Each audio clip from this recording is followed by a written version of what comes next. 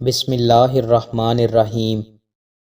رسول اللہ صلی اللہ علیہ وآلہ وسلم نے ارشاد فرمایا، جو شخص اذان سن کر نماز کے لیے مسجد میں نہیں آتا اس کی کوئی نماز نہیں سوائے کسی عذر کی صورت کے۔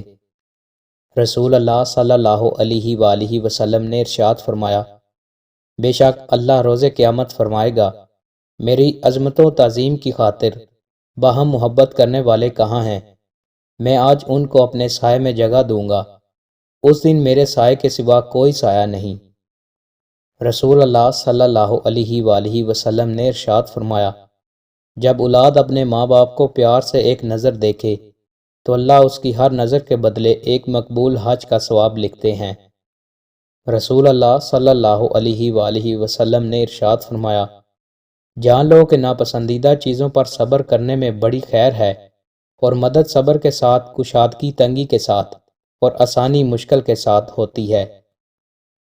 حضرت علی رضی اللہ عنہ نے فرمایا، تین انسان تین چیزوں سے محروم رہیں گے، غصے والا صحیح فیصلے سے، جھوٹا عزت سے، اور جلد باز کامیابی سے۔